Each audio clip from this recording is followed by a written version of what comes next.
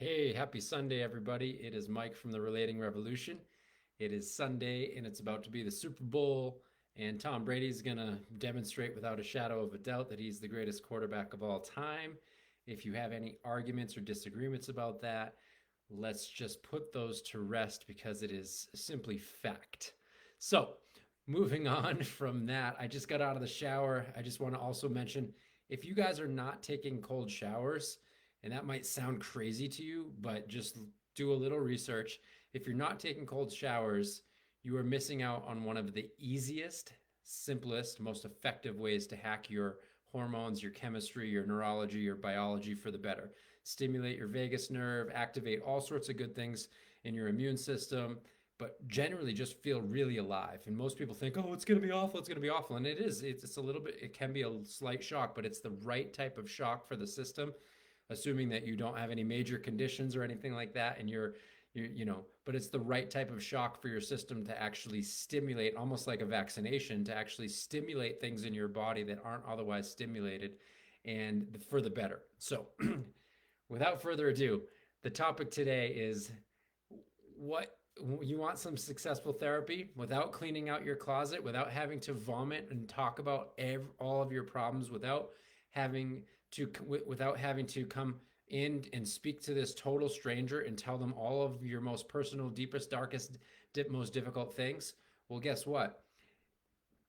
That's what the relating revolution is about. So, and here's why it doesn't work to do that other thing. And I see time and time again, as my experience as a trauma therapist, people would come to me and time again be like, wow, this is so refreshing. This is so, I thank God I don't have to do that. I've been to this counselor and that counselor and this one and that, and they're supposed to be really good at what they do, and yet they just, and I have to just go over it, and I just have to go over the trauma and the difficulties detail by detail, and it ends up making me feel awful. It ends up making me feel worse. And I'm like, yeah, absolutely. Because here's the thing: if your nervous system is not in the thriving mode, if your nervous system is becoming overwhelmed every single time we have a traumatic experience or an overwhelming experience or a stressful experience, a certain part of our brain is active.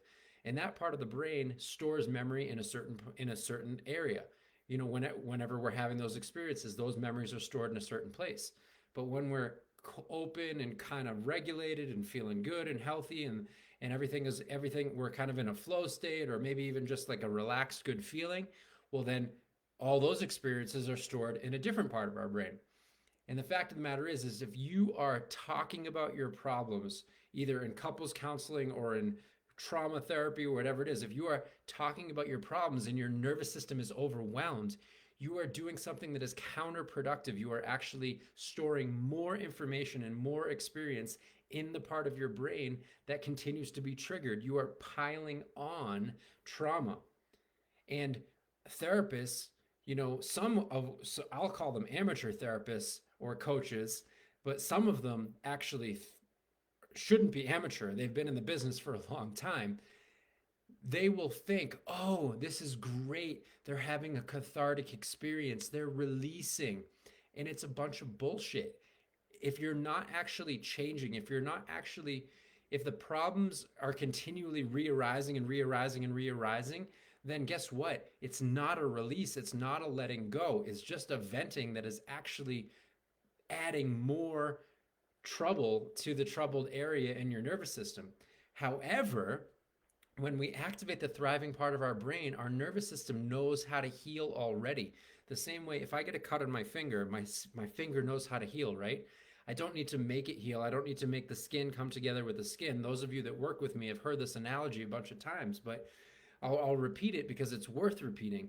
The skin knows how to heal. I don't need to make it heal. Our nervous system, our memories, our brain has the same capacity. We need to provide the right conditions for healing to be possible. That is our job. And the right conditions for a cut to heal is that it's clean, and maybe you put a Band-Aid on it, maybe even you give it stitches. Those are all conditions that will help the body do what it knows how to do, which is heal. Well, the right conditions for the nervous system to heal is to be in thriving mode, is to be regulated. In trauma therapy, they call it to be within the window of tolerance. And we should not be going into, and this is actually part of trauma therapy theory, is that there is a window of tolerance. And stage one of therapy should be that the person spends 90% of their time in the window of tolerance, in the thriving mode, well regulated, healthy, you know, able to let things go pretty quickly and easily. Even if upset arises, they get over it pretty quickly and easily. But you're not in a state of dysregulation where you're angry, worried, anxious, shut down, depressed on a regular basis. 90% of the time, you got things together.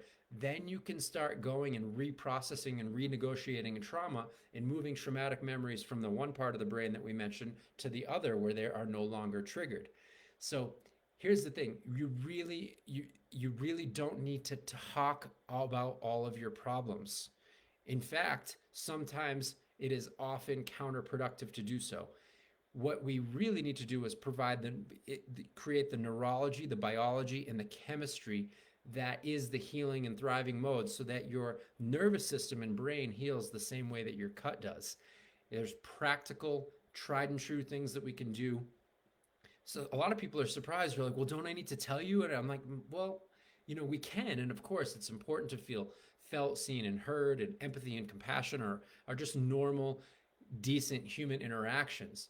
But for the most part, it is much more important that you start using the tools, you start following the maps, using the tools, following the instructions so that you can create the nervous system conditions that will allow for healing to happen. And things can and will heal without you even knowing what they were, where they came from, why it's all of it, but you will just be feeling better and better and better and better to the point where you will no longer need the services, you will no longer need the therapy. Of course, you'll continue to use the tools because they just make your life better and better.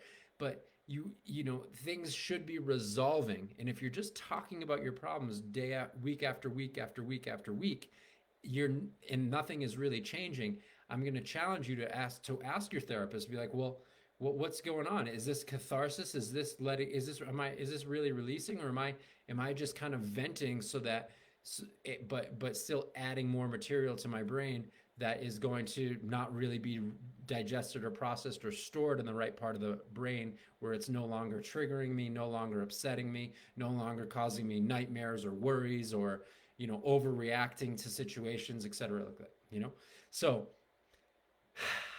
take a deep breath. Let's go TB12, greatest quarterback of all time. I'm back in action. I was mad at the beginning of the season, and we're like, no, I'm not gonna. No, he left. He's gone. But actually, I'm pretty psyched to see that he's able to demonstrate the type of professionalism, quality, kind of decent human being, longevity, and he's able to do something that no one else has ever done. And so, if you're into that at all, enjoy. Have a beautiful